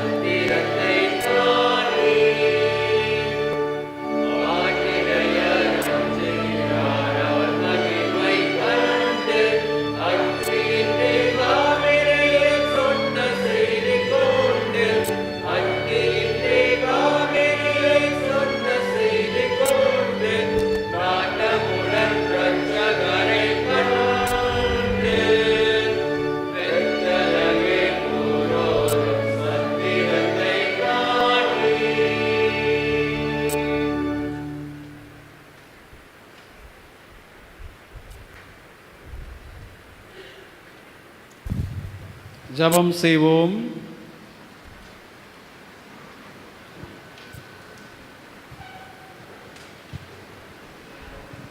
மகா அதிசயங்களை செய்கிற சர்வவல்லமையுள்ள நித்திய கடவுளே,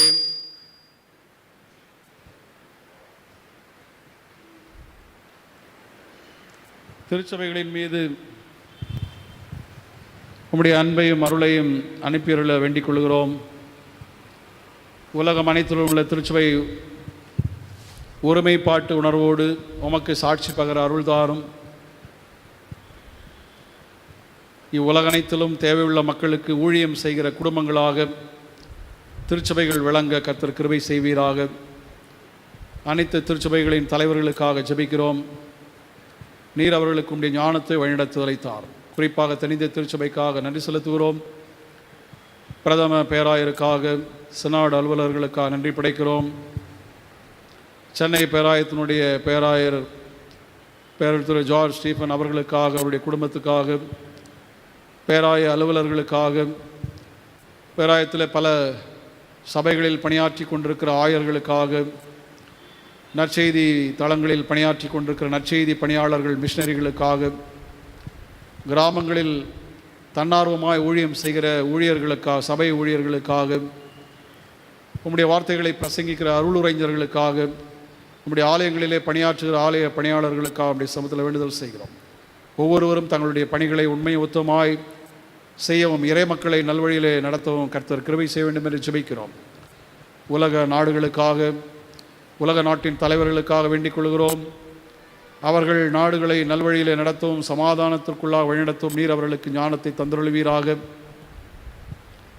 ஆண்டவரே, பொருளாதார வீழ்ச்சி அடைந்து இருக்கிற சூழலில் அவர்கள் உம்முடைய அருளை பெற்று சரியாக ஆளுகை செய்ய கர்த்தர் கிருபை செய்வீராக.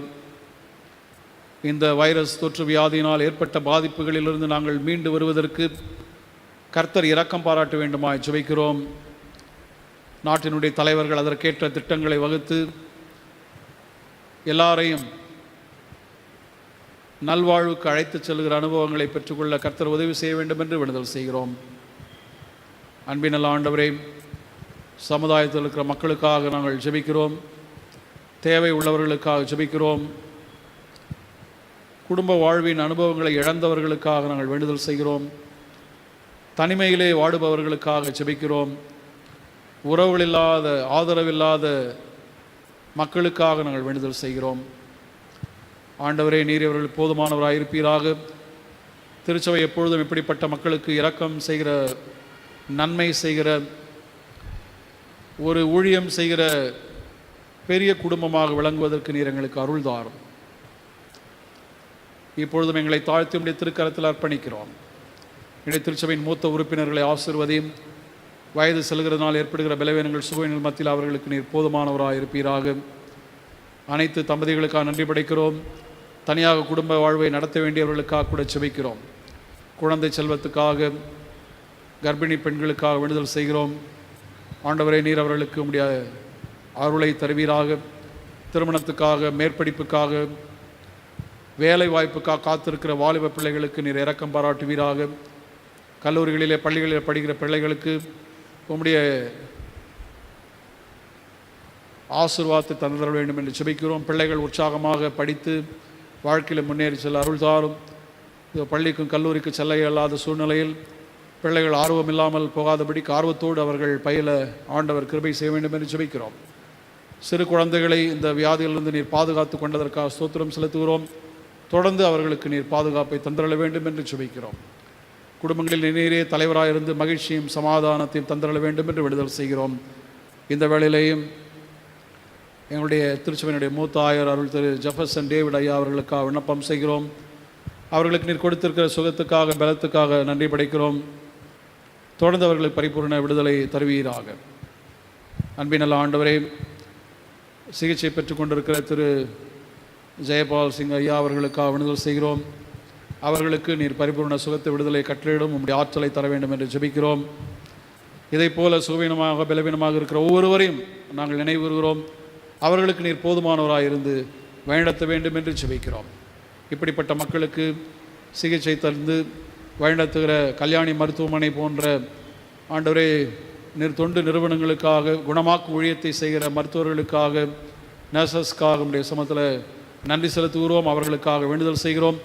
இந்த குணமாக்கும் ஊழியத்தை தொடர்ந்து நிறைவேற்றுகிற போது உடைய ஆற்றலை, அருளையும் அவர்களுக்கு நிறைவாக தந்தர வேண்டும் என்று ஜெபிக்கிறோம். எங்கள் ஆண்டவர் இரட்சகர் இயேசு கிறிஸ்து மூலம் நீர் இவைகளை கட்டளையிட்டு அருளுவீராக.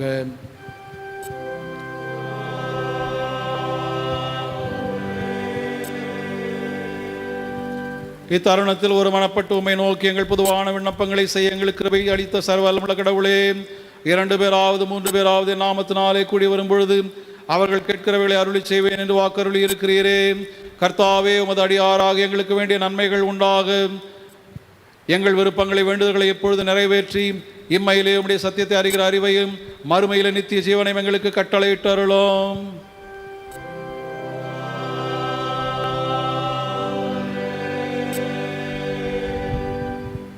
ஆண்டவருடைய ஆசீர்வாதத்தை பெற்று செல்வோம். நம்மையும் நம்முடைய குடும்பங்களையும் ஆண்டவருடைய திருக்கரத்தில் அர்ப்பணிப்போம். நம்முடைய ஆண்டவராகிய இயேசு கிறிஸ்துவினுடைய அருளும், தாயும் தந்தையுமாகிய கடவுளுடைய அன்பும், தூய ஆவியராகிய கடவுளுடைய கூட்டுறவும் வழிநடத்துதலும் நம் அனைவரோடு கூட தங்கி நிலைத்திருப்பதாக.